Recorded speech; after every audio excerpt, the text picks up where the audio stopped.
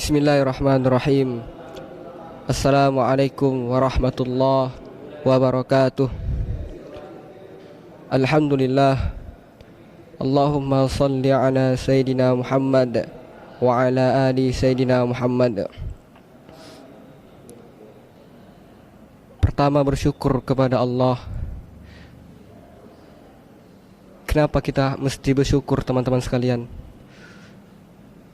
Karena kita lihat saudara-saudara kita yang berada di sebelah sana, mereka telah Allah wafatkan. Dan pertanyaannya, kenapa Allah memberikan kita hidup?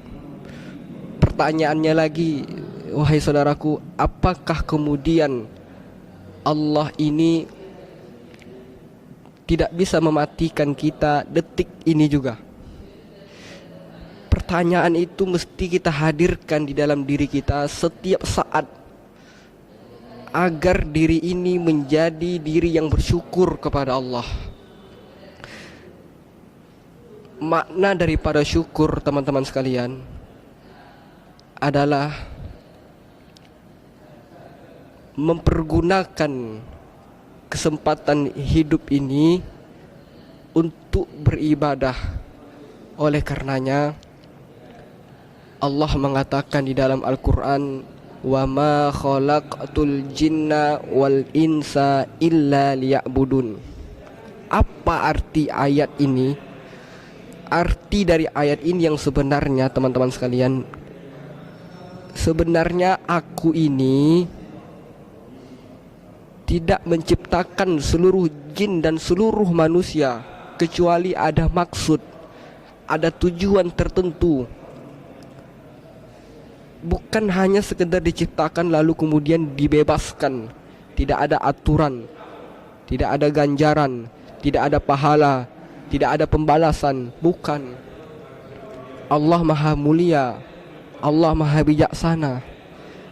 Allah ciptakan kita agar kita bisa mengenal Allah. Illa liya'budun, mengenal Allah. Ketika manusia mengenal Rasulullah, maka manusia itu akan mencintai Rasulullah. Jadi tergambar ya, teman-teman. Jadi seperti itulah, ketika manusia mengenal Allah, maka dengan ibadahnya itu dengan mudah dia lakukan, karena didasari dengan rasa kecintaan kepada Allah Subhanahu wa ta'ala. Ketika Allah mengatakan ya ayyuhallazina amanu, itu adalah panggilan cinta dari Allah. Maka orang-orang yang beriman, yang mengenal Allah, yang mencintai Allah, hatinya akan bergetar ketika dia membaca atau mendengar kalimat, setiap kalimat ya ayyuhallazina amanu, wahai orang-orang yang beriman. Artinya kita katakan wahai orang-orang yang beriman, itu sudah biasa kita dengar, tapi kita artikan lain, tapi maknanya sama, wahai orang-orang yang percaya kepada aku. Itu maknanya. Ini adalah panggilan cinta dari Allah. Telah aku wajibkan, kata Allah, berpuasa. Kepada siapa Allah wajibkan puasa ini, dan untuk apa sebenarnya Allah perintahkan kita berpuasa? Ternyata, teman-teman sekalian, Allah jelaskan secara rinci di dalam ayat ini. Puasa ini, kata Allah, perintah ini telah aku wajibkan, telah aku perintahkan kepada orang-orang terdahulu sebelum kalian. Apa artinya, teman-teman? Bahwa ketika kita mengerjakan puasa di zaman ini, maka kita sedang mengikuti tradisi, mengikuti kebiasaan orang-orang soleh terdahulu. Jadi teman-teman sekalian, apa sebenarnya untuk mendapatkan surga, untuk mencapai kesuksesan apapun bentuknya, mau dalam hal duniawi atau dalam hal akhirat? Kita kasih contoh. Teman-teman, di antara teman-teman ada yang ingin menjadi pengusaha. Maka tugas kita hanya menjiplak, mencontoh, mengkopas kehidupan daripada orang-orang yang telah sukses dalam berusaha sebelum kita. Seperti itu kira-kira. Ketika kita ingin menjadi penghuni surga, menjadi orang-orang soleh, maka kita hanya tinggal mengkopas. Pertanyaannya, kita bisa nggak copy paste itu? Bisa nggak? Sanggup tidak? Kalau sanggup, insya Allah.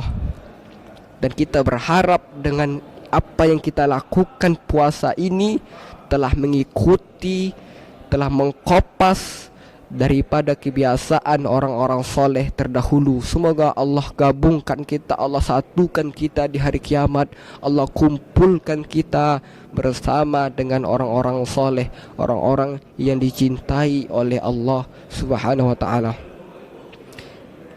Dan kenapa Allah perintahkan berpuasa, teman-teman? Ternyata Allah punya maksud baik. Allah tidak menginginkan hambanya itu terus lalai, terus lupa. Karenanya Allah perintahkan dengan bertujuan agar kalian menjadi hamba yang bertakwa. Inilah tujuan daripada hidup kita.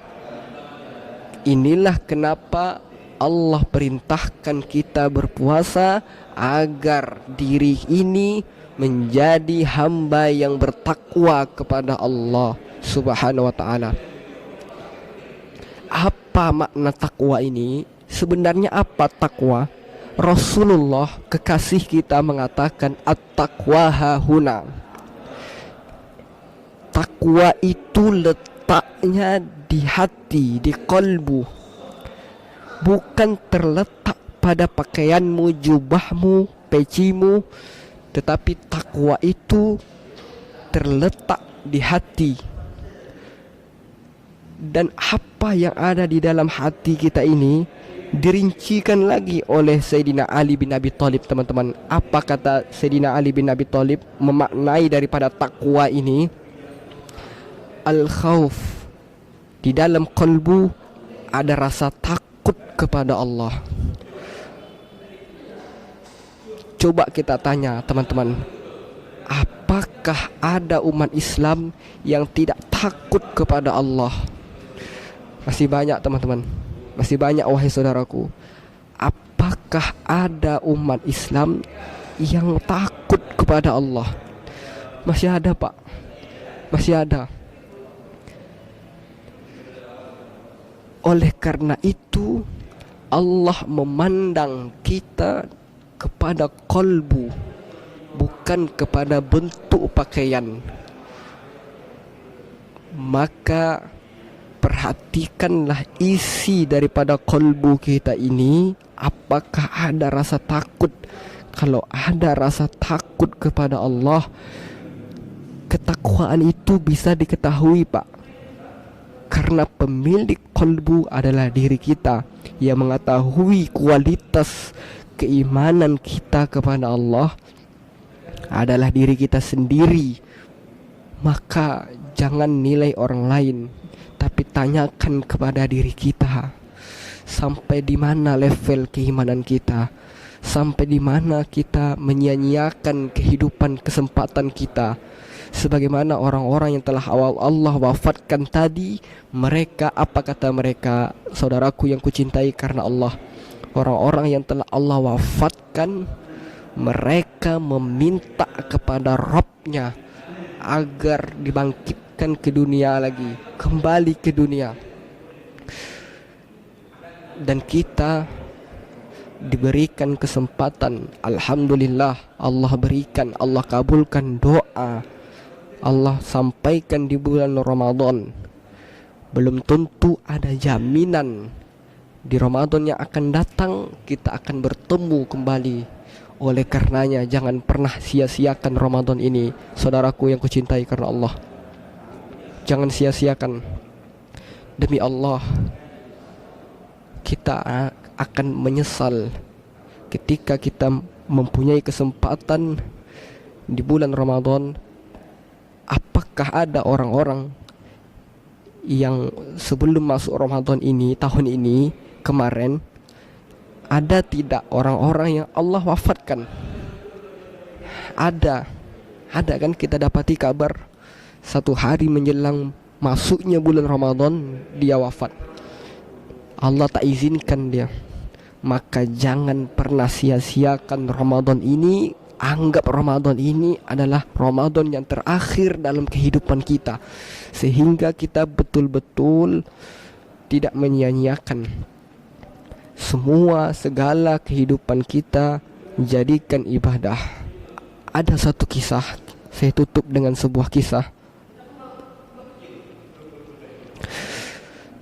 Ada seorang sahabat Nabi, siapa?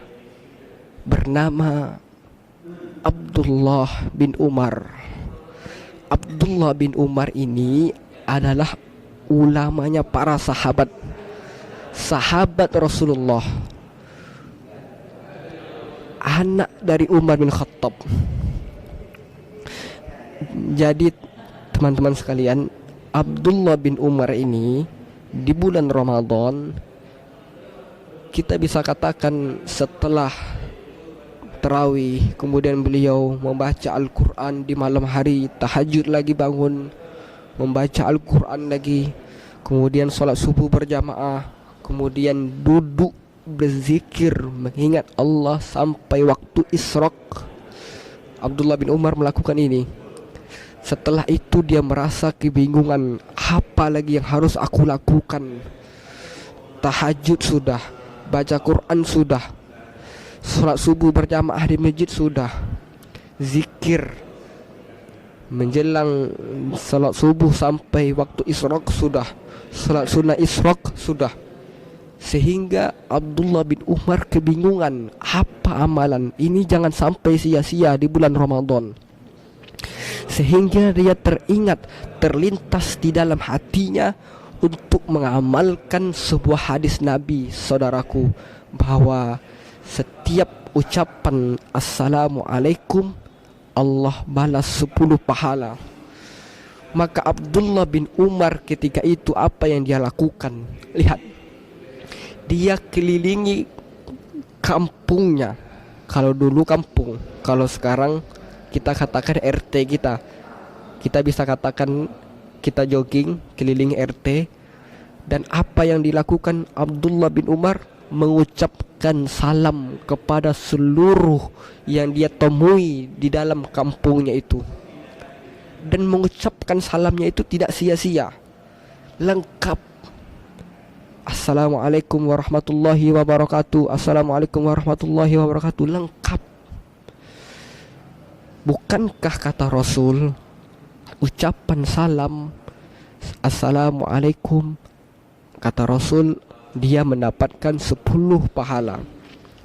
Ditambah warahmatullah, dia mendapatkan 20 pahala dari Allah. Ketika dia mengucapkan Waalaikumsalam warahmatullahi wabarakatuh, maka dia mendapatkan 30 pahala. Kalikan, saudaraku, di keliling kampungnya itu ada berapa kakak, ada berapa orang yang dia temukan.